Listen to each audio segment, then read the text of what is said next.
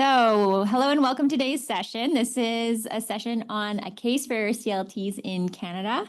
And presenting today is Assistant Professor Kuni Kamizaki. Kuni Kamizaki is with the UBC School of Community and Regional Planning.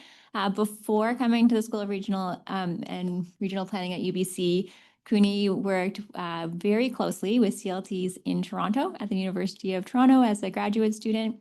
And brought that knowledge to Vancouver. And so I'm very pleased to introduce Kuni and his wonderful research and enjoy the session today. Thank you.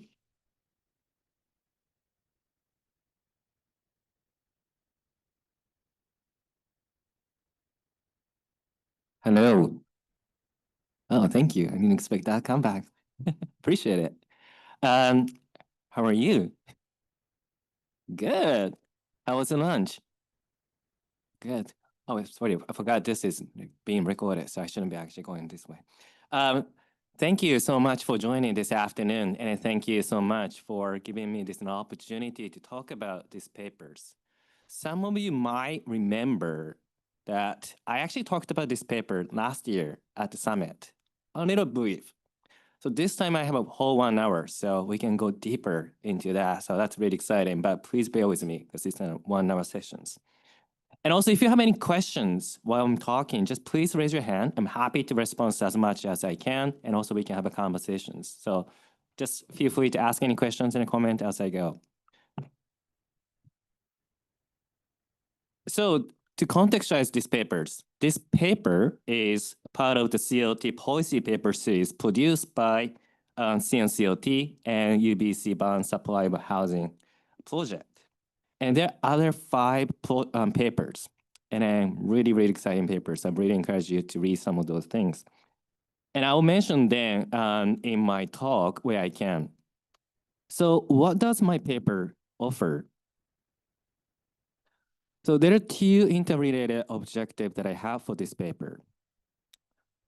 So the first one is the growth of CLT movement is quite relatively new in Canada compared to other places like United States. And as of 2024, there were around 45 community land trusts in Canada. And then about 60% of them are actually established or being establishments after 2020. So it's just in the last 5 years that we've seen so much growth. So there's so much momentum going on in the movement right now. But then this might be some experience you might have in the past, but when we talk to government staff or funders or other nonprofit organizations that we work with, a common question we often get is, so how can CLT be used in practice? It sounds wonderful, but it doesn't sound like practical at all. And then this might be, again, the similar experience you might have in the past when you talk about the CLTs. But we also know the CLTs in Canada are already making a great impact on the ground. So one of the first objectives for this paper is to fill this gap. This paper makes a case for CLTs in Canada based on our experience and a practice that already exists in Canada, not just based on abstract principles and example from elsewhere. So I like this paper to be a resource for us to use. So to show how CLT can be used in practice. And when we have a conversation with government stakeholders, community members, and other housing partners. And I'm going to discuss 7 benefits of the CLT model, but with a focus on how CLT can contribute to addressing the housing crisis. So this paper has a focus on housing. And that's my second objective in these papers. So let's think about what is the current housing policy emphasis when it comes to solving the housing crisis. As you know, it focuses on private market housing supply by creating the market incentives, fee exemptions, and funding access. But this disproportionate focus on the market supply as a solution actually conceals rather than reveals the systemic causes of the housing crisis. Because it's not just about the shortage of a housing unit. And instead, CLT focuses on the question of the land ownership, land stewardship, and which opens up different venues to address the housing crisis. CLT asks who owns and controls the land and who benefit from it, not just focusing on how many housing being supplied. So this shift is really critical when we talk about community land trust, because it helps us highlight how CLT's 7 benefit can make a contribution to reorganizing housing system in a more socially just directions. So what are those 7 benefits? Oh, by the way, how many of you have a chance to read the paper? Thank you. You get an A+. So these are the 7 benefits. Here you go. So I'm going to walk you through so you don't have to read this right now, but 2 things that I'd like to make a note about this. So these benefits are not distinct categories, but depend on and reinforce each other. So it's quite interconnected. And second, these benefits are based on existing frameworks established by CLT practitioners, but also refined by unique historical trajectories of CLT movement in Canada. So first, let's historicize the CLT movement in Canada. And how did we get here in 2025 for CLT Summit in Halifax? So the historical trajectories in Canada can be grouped into 3 phases.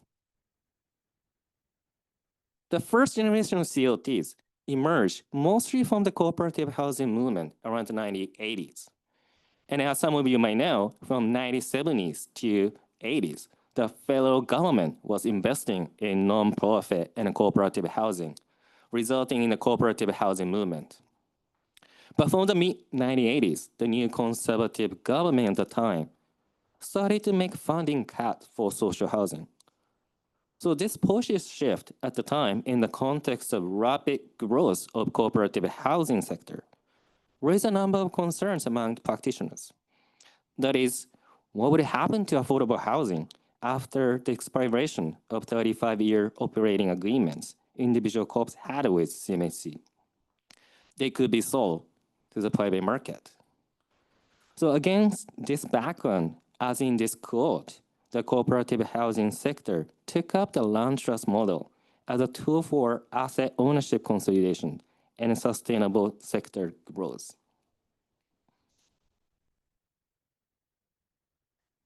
Community Land Trust Foundation of British Columbia and Toronto's Housing Cooperative Land Trust are notable examples that came out of the first generation CLTs in Canada.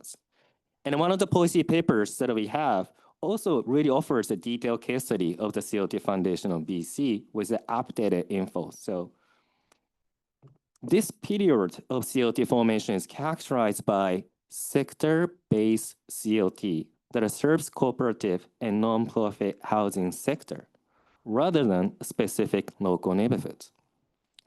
Sector-based CLT brought several individual housing cooperatives into one single umbrella ownership structures.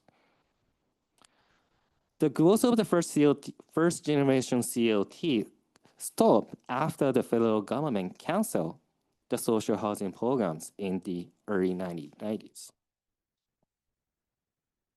So it's only after 2 decades of hiatus, the second generation CLT emerged in 2010s.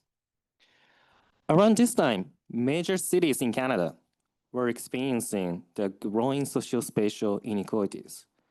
And this is often characterized by gentrification of downtown neighborhood and suburbanization of poverties, as you can see in these maps, produced by the Neighborhood Change Research Project, a partnership at the University of Toronto.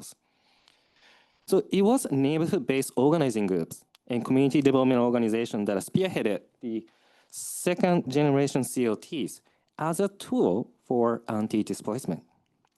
Parkdale Neighborhood Land Trust in Toronto would be the most notable example of this generation of the neighborhood-based CLTs, and also others including Kensington Market CLT, and then also the Hogan's Alley Society in Vancouver.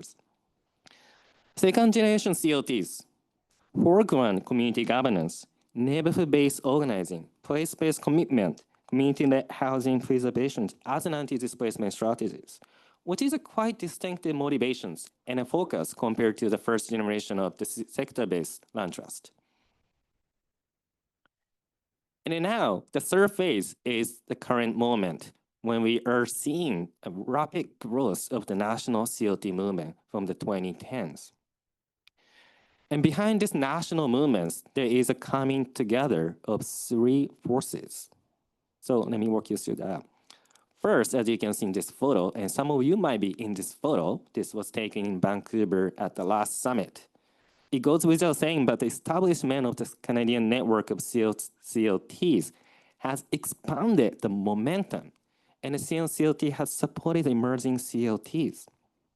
The fact we meet every year at the summit is just one concrete evidence of how CNCLT has been working hard to bring all of us together as unified movements beyond the generational differences.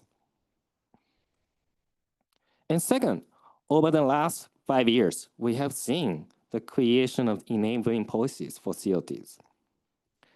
For example, CMHC, Canadian Mortgage and Housing Corporations, launched the 2021 demonstration initiatives dedicated for CLTs. And these have enabled the growth and visibility of CLTs, including CNCLTs. And also CLTs have demonstrated success with community-led acquisitions. And these have resulted in enabling policies such as multi-unit residential acquisition program in Toronto, or the Rental Protection Fund in British Columbia, which is now replicated as a national acquisition programs. And then third, the CLT movement has been spurred by urgent need to address housing crisis, but also the current phase of growth has been equally driven by emerging CLTs committed to pursuing racial justice. And I strongly encourage you to review these two papers in the paper series to learn more about these CLTs that are using the CLT model for racial justice. And the one by Maggie Lowe, in the context of the Indigenous Resurgence Movement and Action for Truth and Reconciliation, CLT model has been taken up by the Indigenous-led organizations as a tool to move forward on reconciliations, land back, and decolonizations. And in addition, a number of grassroots groups have been inspired by the Black Lives Matter movement. And they have studied CLT to redress historical and ongoing injustices of structural racism in land and housing systems. And of course, for CLT, the provision of housing is important, but it's not limited to that. And we are actually asking much bigger question for social justice and social change. And that's really important pillar of the movements right now in Canada. So that was a really quick overview of the history of the Canadian CLT movements. And then the last point that I mentioned is actually one of the first benefits that I like to highlight in my talk, which is Black, Indigenous, and other racialized community groups are demonstrating the CLT model as a concrete mechanism through which to redress the effect of colonialism, land dispositions, and government-led urban renewals. So Nova Scotia, where we are invited to host and come together at the summit, is one of the key places for this, as you might have already learned a lot. So several Black-led CLTs are mobilizing CLT for reparations and cultural preservations. And I'm sure you have heard a lot of opportunities so far to hear more at this summit. But also I cannot really help but mention this huge achievement by Upper Hamilton Plain CLT to build 136 co-op housing. And that's a huge, huge achievement and also quite powerful behind this movement right now. And also, I like to highlight the work of Downtown Eastside Community Land Trust in Vancouver. They also having a workshop right now, so if you like to go, it's the time to go now. So Downtown Eastside CLT is bringing together and building a community coalition of Indigenous-led organizations, low-income single-room occupancy hotel tenants organizing group, and Japanese-Canadian organizations. They are fighting together against historical and ongoing forces of dispositions and displacement in Downtown Eastside. And one of the focuses is to preserve and renew SLO hotels into community-owned homes. And what is really fascinating about the work of downtown Eastside CLT is their commitment to the decolonizing governance framework and rebuilding a relationship with land, not just property ownership here and there. And again, that's the focus of the workshop, so it's not too late. So these are just a few examples.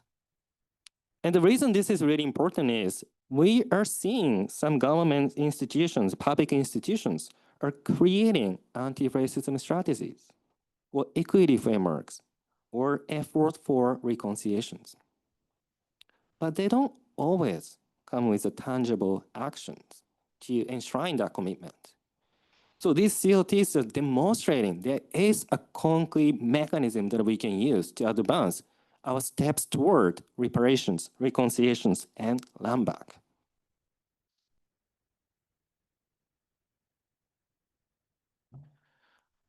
So second benefit is more, I think, classic one, but a CLT ensures permanent affordability, which usually means 99 years in the CLT field. And this perspective on long-term affordability is often absent in a housing policy debate. So when government offers funding or tax incentive for affordable housing supply, they usually designate the lengths of affordability requirements.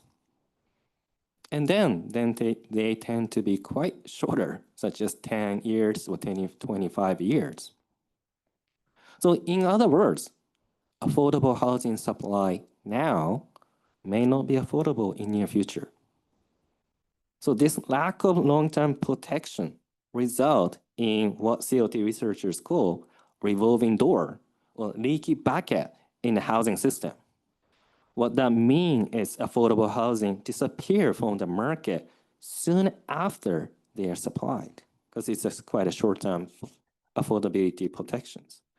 So CLT can help fix this issue because CLT use public investment to pursue permanent affordabilities. And land and property are taken out of real estate market. So it's also free from real estate speculations and a profit motive. So this is what CLT decommodification in the actions.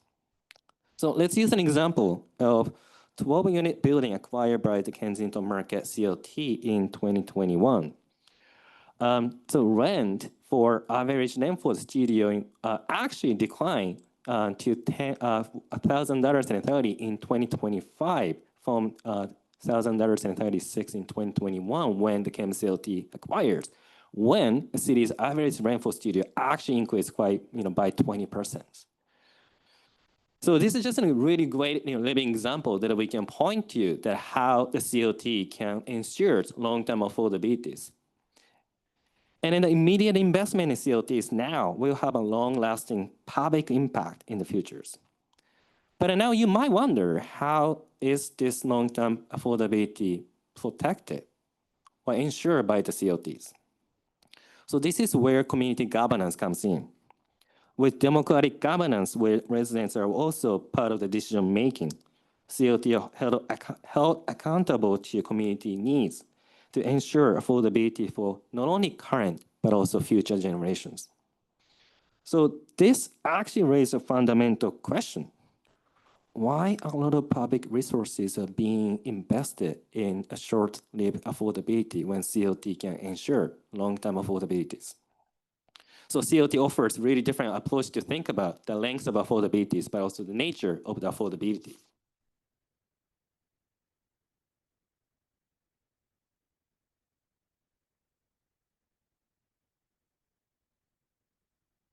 And then we are losing affordable housing, not only because of this short-term affordability target, but also because of market forces, including rent increases, gentrification by upscaling, renovation, and financializations. As research by Steve Pomeroy and his team shows, existing affordable rental housing is being lost faster than new affordable housing is being supplied. So the preservation of existing affordable housing is an urgent task.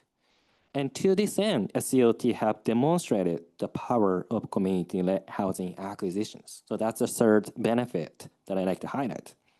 And the CLT are great at acquisitions because CLT built specialized skills and organizational infrastructure in land acquisitions, ownership, and stewardship, and then very importantly, organized financing. So this may be difficult to undertake for nonprofit housing operators alone. So CLT comes in to expand that opportunities. So as I mentioned earlier, these successes with CLT's community-led acquisitions have also led to the creation of enabling policies and acquisition programs elsewhere. Especially I like to emphasize CLTs in Toronto have contributed to transforming housing policy making, where community-led acquisition has become one of the key pillars of what City of Toronto staff calls the transformation of Toronto's housing system. The scale of each community-led acquisition project may be small, but on an aggregate, the impact can be big. So MIRA, for example, multi-unit residential acquisition program in Toronto, has enabled the preservation of over 1,000 units since 2021 by CLTs and community housing organizations. It would be amazing to have a public acquisition funding program, and actually really key to have a public acquisition programs. But it does not mean acquisition would not happen. And then in fact, Ottawa Community Land Trust has been using creative financing strategies such as community bond campaign, and they have demonstrated they could, acquire and preserve at-risk apartment buildings in the city of Ottawa, and they have done 2 acquisitions. And I think third one is on its way. For some government staff and elected officials, acquisition is not always appealing, not exciting, because as they tend to favor new constructions that you might have encountered in your work. So it is first of all important to emphasize the need for preservation cannot be separated from the effect of decades-long dependence on for-profit market supply for affordable housing. And more importantly, CLT acquired sites should be understood as a new supply of permanent affordable housing. What I mean by that is that those housing that a CLT acquired and preserved are not now a non-market housing, not a private rental housing whose rent happen to be affordable. And those housing are now protected by CLT's 99-year affordability commitment under community governance. And also, the kind acquisition can ensure the future supply of community-owned housings, which is related to the next benefit of perpetual responsibilities. So I will start with an example so that we can go on our conversations a little more concrete ways. In 2021, PNLT acquired a 36-unit apartment buildings. The total project cost was about $8 million, or $22K per unit, which is much lower compared to $350 or $600K per unit for new constructions, right? And with MIRA funding, PNLT was able to access funding of $5.4 million. So 65% of the total project cost was financed by acquisition grant, while the rest was financed by PNLT's community donation and conventional mortgages. So this is a great example of success of the community-led acquisitions and how policy can enable the community land trust to do that. And as I said, acquisition ensured the future supply of more community control homes, right? So now what that means is the PNLT is undertaking capital planning for the major building retrofit. And this retrofit is for energy efficiency in renovations and also adding new 9 units by building a new floors. This is a type of responsible asset management by CLT that received limited attention in our conversations. And we tend to talk more about how we produce, how we preserve the housing, but we don't really talk about what happens after that, right? So the fourth benefit that I like to highlight is the CLT assume perpetual responsibility for asset management and community land stewardship. And these long-term responsibilities, as in holding assets longer, also means that a CLT can build equity they can use to invest back in repairs and new projects in the communities. And of course, it actually takes time. It would require around 20 years, 30 years to build a meaningful amount of equity to take out. So this timeline sounds really, really long. But if we think that conventional affordability requirement as of now can get expired, like I say, in 10 years to 25 years. So a different picture emerges if we think about this. CLTs for the same timeline, CLT are not only able to retain affordabilities, but also can build equity to expand the community benefit. And this value of this long-term stewardship cannot be actually really we cannot underestimate the value of the long-term stewardship. So first generation CLTs, such as CLT Foundation of BC, and Co-op Housing Land Trust in Canada, are in a position to do this because they have stewarded those assets since 1990s. So now, for example, the Co-op Housing Land Trust in Toronto paid off the mortgages, and the land trust receives post-mortgage contributions in the form of the lease payment from each co-ops, some of the co-ops. So CLT can extend the benefit of one-time public investment to build, retain, and expand communities' equity in a way that for-profit residential developers really do, because they don't tend to stay in the project or the place that they invest. So this really encourages us to argue that we need to plan for a much long-term multi-generational housing project.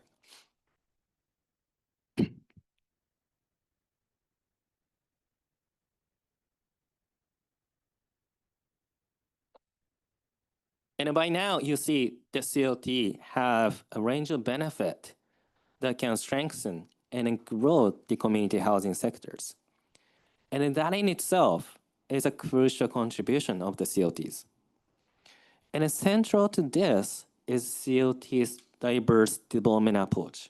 And that's the fifth benefit that I like to highlight.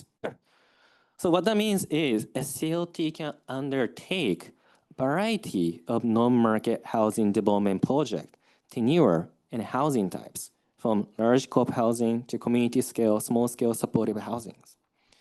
And this way, a CLT can partner with a range of community housing organizations. And those housing organizations may have resources and expertise for operations, but not necessarily for undertaking new acquisitions or new development on their own. So this CLT's diverse development approach helps unlock that potential and contribute to community housing sector growth. The CLT Foundation BC is a good example to think about this. So in 2012, the CLT entered a land lease agreement with the City of Vancouver.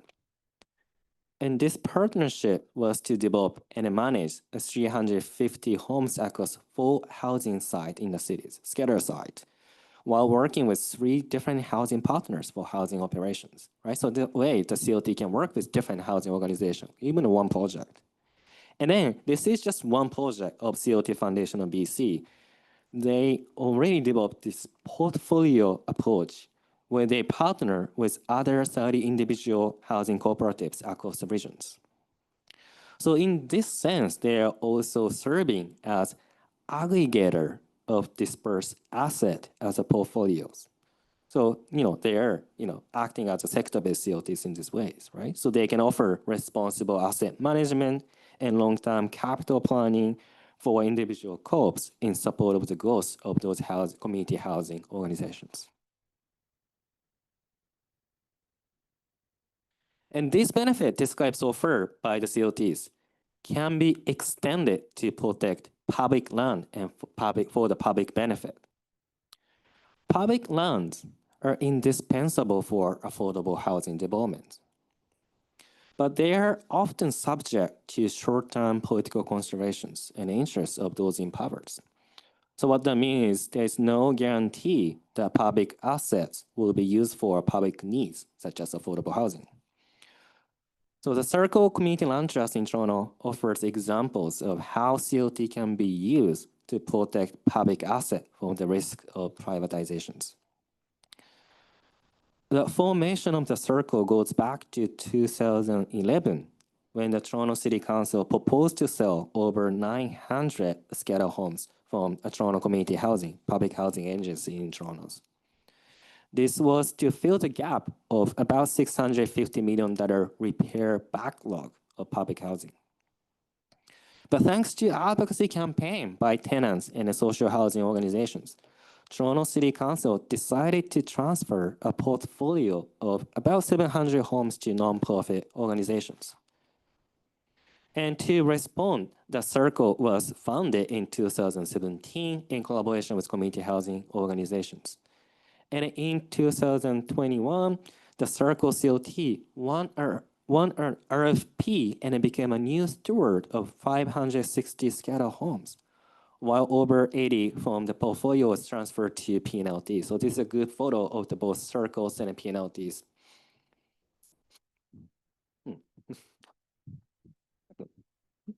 So yeah, again, this was a really important achievement of community fight against privatizations and a key public asset for long-term public benefit.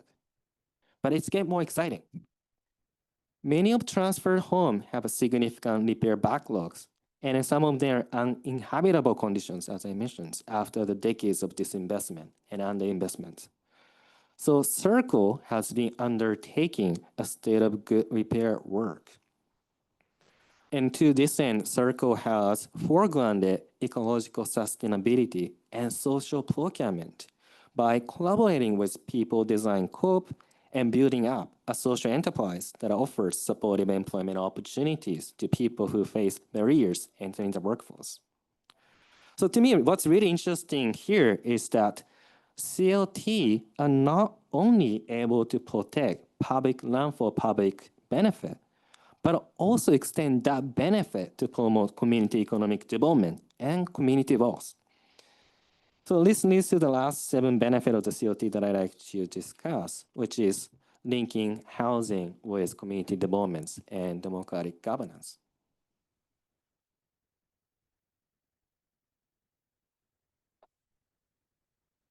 CLTs are sometimes seen just as an efficient way of affordable housing, supply and productions. But for CLTs, if not all, but for CLTs, housing is not end goal in itself, but a means to achieve long-term community goals. And equally important, housing is not just a physical shelter, a box. Housing is rooted in communities and mutual support, and as well as a place of healing and rebuilding the social connections. So housing development needs to be integrated into community development to protect and improve the communities that CLT work with. So neighborhood-based CLT make this kind of place-based commitment to improving overall conditions of people's life. So some CLTs are mobilized for anti-gentrification struggles, as documented in the Susan and Emma's papers in this policy paper series. And CLTs are really good at creating opportunity for not only housing, but for food access, preserving local serving businesses, retaining culturally significant places and community institutions. So some of the emerging CLTs like Toronto Chinatown and Little Jamaica Community Land Trust are also looking into this opportunity to preserve cultural heritage, commercial buildings, and economic opportunity as a part of the wider anti-gentrification, anti-displacement strategies. Yeah, I'm doing fine. So just to conclude, so 7 benefits that I have discussed so far, it's not something one single CLT have to do by themselves. But these benefits are actually, I would argue, the collective strengths of the CLT movement in Canada. We are supporting each other and building the land-based movement. And different CLTs offer different strengths too. So sector-based CLTs demonstrate the potential of the CLT model for asset consolidations and affordable housing provision at scale by ensuring effective asset management. Neighborhood-based CLTs show the power of community governance and community action indispensable to community-led housing preservation and equitable neighborhood development. And emerging CLTs are leading the way to weave community-based land solution with concrete mechanism to redress intergenerational harms of structural racism and colonialism.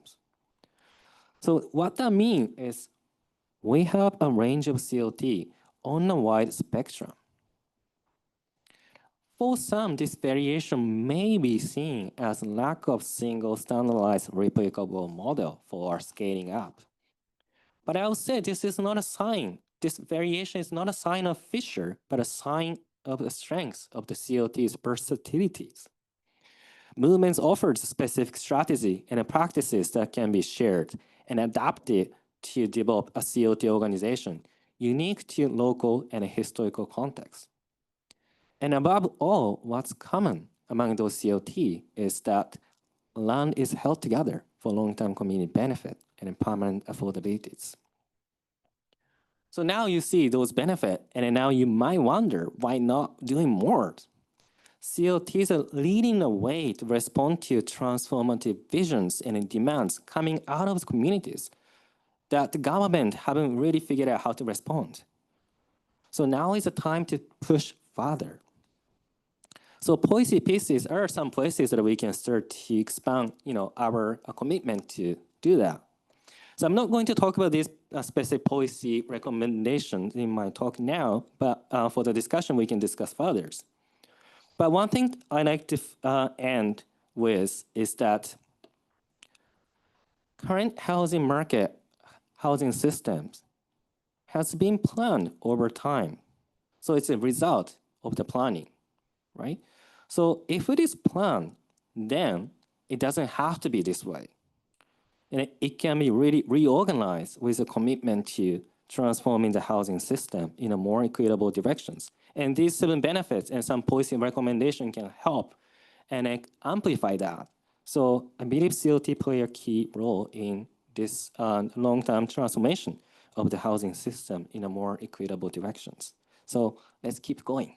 So thank you so much for listening.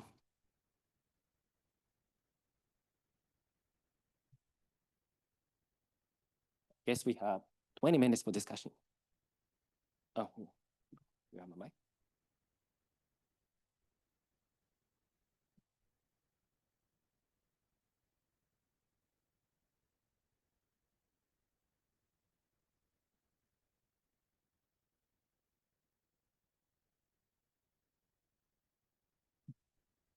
Well, thank you very much for your very informative presentation.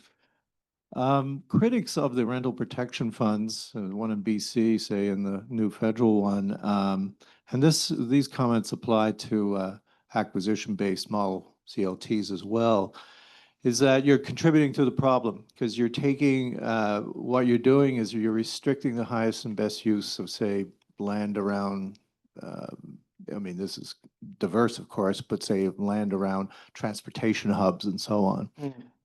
And that only contributes to the housing problem because you can increase the supply. Like most people say around Toronto now will say, well, we got a horror story in Toronto because we have all these condo buildings that are basically glorified apartments and nobody wants to live in them. And what we really need is 3 and 4 bedroom units of reasonable height, townhouse type developments for families. And of course, that's going to require more land. But when you seize up land through a rental protection fund, then that restricts this. Now, and I'd like you to comment on that because that's a common critique. But the other thing is that, of course, we could respond from the CLT movement and say, well, we have the land now. We could redevelop it to highest and best use, or we can improve the current property in different ways. So it's not as if we're totally guilty of this restriction on development. But if you could give me your thoughts on that, because you're going to hear this when you're out there in the developer and real estate world. Well, I mean, I would just, echo what you just said. I think the CLT can contribute to redeveloping, all those sites. Like I said, the acquisition is not the end point. Acquisitions open up a different opportunity for the CLTs and community housing organization to do more. So the, case of penalty might be a little smaller scale, but some CLT can also redevelop the site and then add more unit and to contribute some of those conversations. And then one thing I might add is that what CLTs are preserving and advancing is not just about highest and best use, but it's a question of the social use of the lands and for the benefit of the communities that the market tends to undermine or ignores. The social use is really difficult to protect, and it's really hard to make a case for developers to think about it. But that's, I think I would add more. But I think I will echo what you just responded to the question that you described. So thank you so much for sharing that question. Yeah, I just wanted to comment that I loved your presentation. I agree with everything in here. It's very good. And I love that you're talking about the retention side, because I think it is so missed as like we are more quickly eroding our affordable housing than we are adding new affordable housing. And government's always so myopic with like new builds. So that is awesome that you're highlighting that. My question for you is, I, of course, got a policy that I presented on, and I'd love to talk to you about it later. But do you have good data on, I agree with you that like the long term, the long game and preserving is like one of the secret sauce pieces of a CLT. But I was wondering if you had good data on the number of properties owned in Canada by community land trusts that are actually owned and aren't just like a lease to them from another entity for like 50 years or 99 years. Because I think that my policy can help to actually get ownership, which I think really speaks to all the key benefits you have. But I haven't been able to find any kind of data on the split. It looks like it's mostly leases actually that people have. Very few properties other than the one you showcased. Very few CLTs like proper own the title on things. So I don't know if you've been able to access that data or. Couple things to say. So first of all, I don't have that data on my head right now, so I can't really speak to it. But also, I think CLCLT has done a survey a few years ago, so that might include some of the benefit. Josh, you have a comment to speak? They have a data, so there's the data. And I heard there might be new surveys coming out as well to do, so we can definitely address that question too, so that we can demonstrate.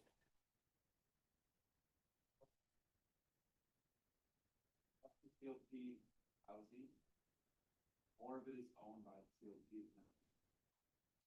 There's quite a bit of land leasing municipalities, but most of it is owned by.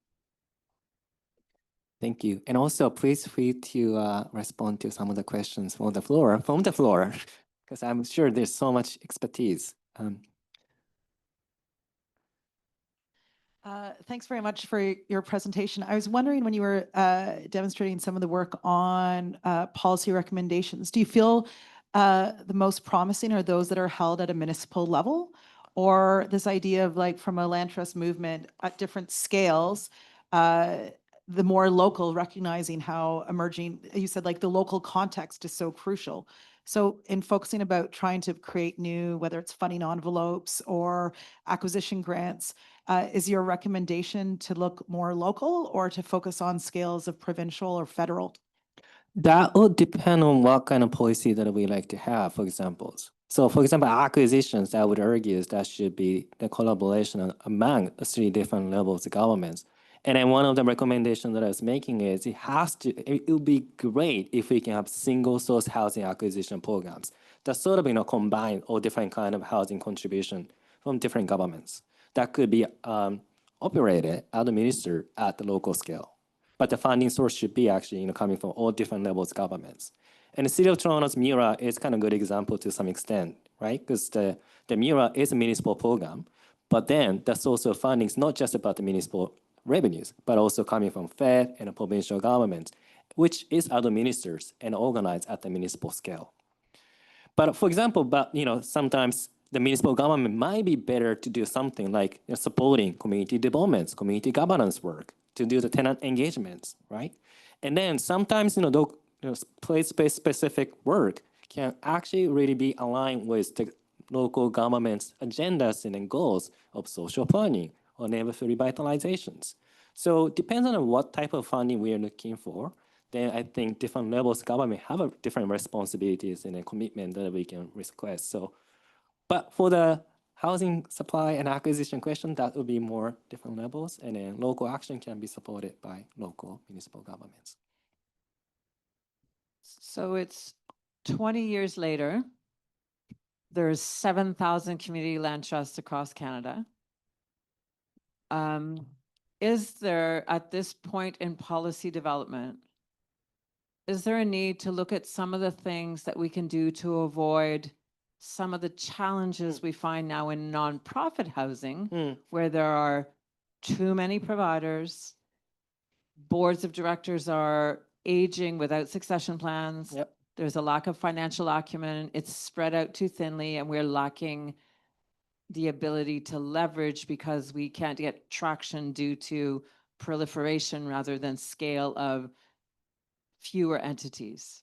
And I don't mean that to sound as negative as it sounds. I'm just wondering, because in my vision in 20 years, I'm living in somewhere in a CLT, you know, in one of the thousands. But I'm curious as to what your policy research revealed. Again, like I said, feel free to jump in from the floor as well if you have any thought. It's a disposal discussions, you know. Yeah, actually, yeah, anybody wants to offer your thoughts? Or, well, I'm on the spot. Hey, I'll put on like different hats that I wear, like the economic developer hat and other things. I totally appreciate where you're coming from. And I think one of the things that there's probably lots of factors there, and this is crystal ball gazing as well. But one of the things I think that is kind of a problem when we look at like a lot of the nonprofits that are providing like social services is that they're all vying for the same government money to operate, to like run. And that's one of the problems where when there's more and more of them, it becomes competition effectively for each other, which kind of makes a challenge in a lot of ways. And so I think like the future, I would love it if in the future, most CLTs have own source revenue. And so through lease income or rentals or whatever, so that way if we have a change in government or other things, things don't suddenly implode. And then you have your own agency then to like go and do what you want. And then what happens is it's not so much competition anymore between the agencies, because a lot of nonprofits, that's usually where the competition or where it gets a crowded space pops up is when there's limited funding and all the same people are buying for it. But if you don't need that funding, then it's the more the better, I think, in a way. That's some thoughts. Josh?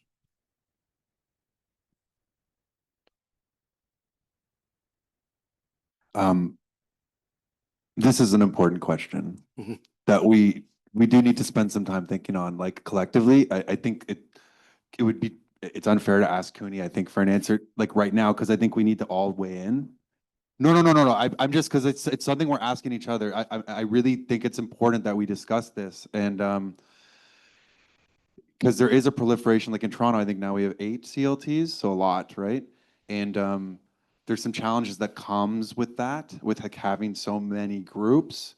At this point, we're all supporting each other, and like I don't know any CLT in Toronto that's like there's too many CLTs, and we think other groups shouldn't create a CLT if that's what their community wants to do. Or that's our current, like that's at least what I've heard. That's how I feel. I do think that at some point there's going to be certain groups are going to have challenges because it's hard to run these organizations. Sometimes we're going to have our own revenue to support staffing and to do good work, and sometimes we're going to need support from foundations, funders, government, and sometimes that's money is going to be around and sometimes it's not.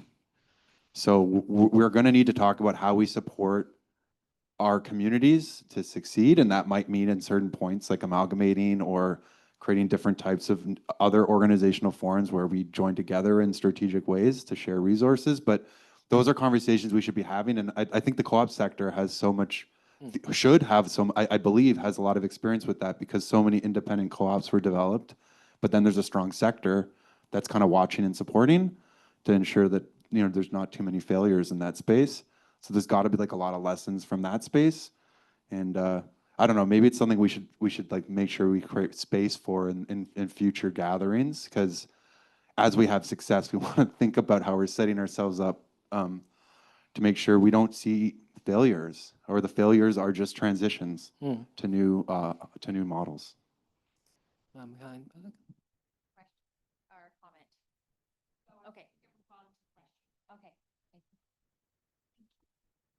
This is as much a question for the room as it is for Kuni. But when you're talking about or advocating for some of these policy changes at these different orders of government, what have been some of the barriers, or what are you hearing from these different orders of government, and what are some strategies that have worked to actually create the policy change that would enable more CLT growth and funding? I can start off, and we can discuss as a group too. I think this is why I kind of really excited about this project when I was asked to write about this paper by the CNCLT and BSH, is that one of the common challenges that I often hear is that government staff don't really not familiar with the CLT model, or it's so complex, so diverse that it's really difficult to pinpoint. So what CLT are you talking about? And that kind of creates uncertainty among funders and the government staff, because government would like to make sure that there's minimum risk associated with real estate investments, right? So that's important point to think about. But I think that's one of the challenges that I often hear is, well, you haven't demonstrated your success, so how can you ensure that you can do it without track record? But of course, the CLT can figure how to do that, and PNLT is one of the really great examples how to build a track record without having a track record, right? But I would open up for other folks.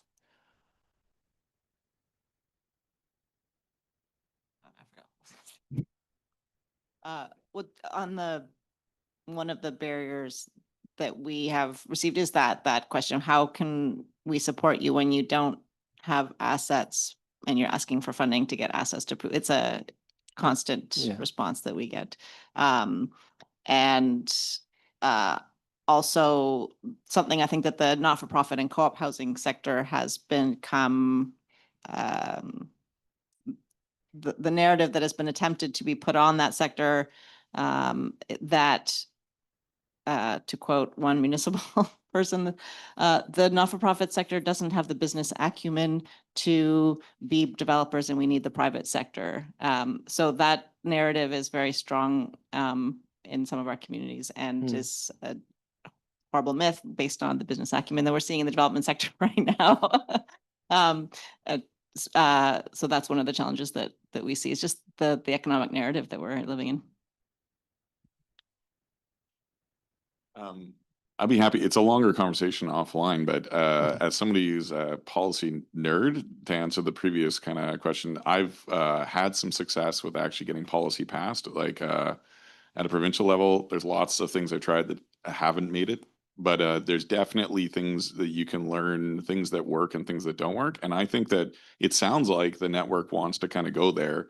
I'm, totally biased because I love policy, but I think I'm really excited for the whole network on that front, because I think there is a huge opportunity for you actually sitting there, and it takes a lot of work, and there are ins and outs of it for sure. But I'm happy to contribute everything I've learned over the years to share it. There's a lot of consultants out there that pay for support to do that, but I'd be happy to I've learned a lot over the years personally, and be happy to share that with anybody that's interested.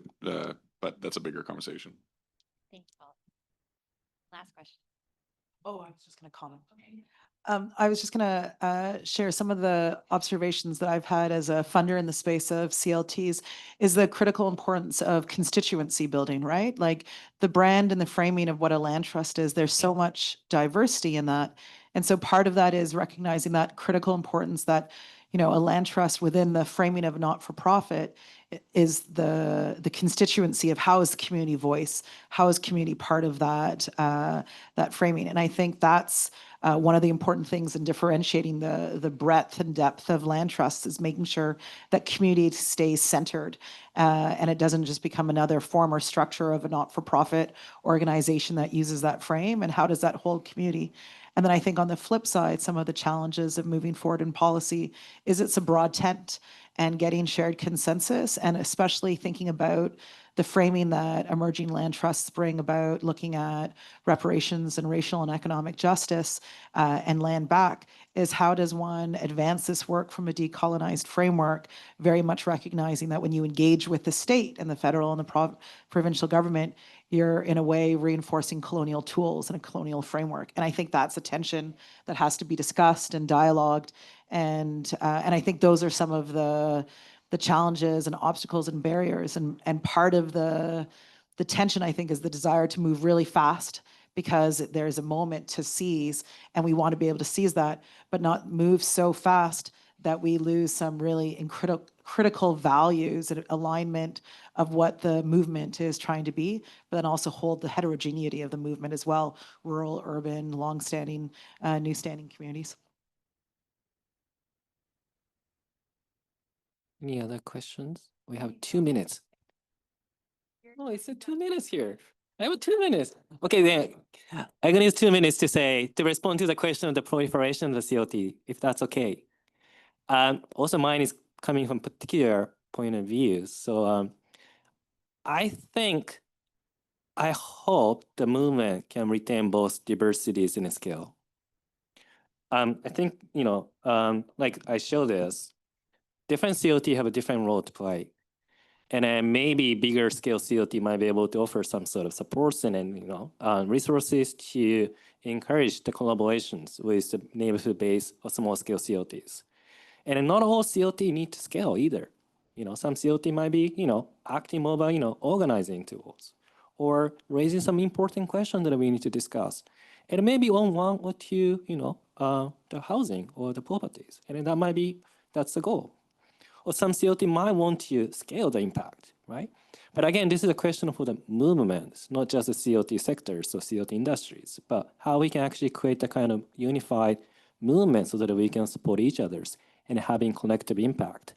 And then maybe some of the policy changes could benefit many other organizations than one CLT. So that's my hope. And it's not really coming from a critical analysis of the challenges in the past, but I think I'd like to end with this hopeful remark. So thank you so much for coming and enjoy.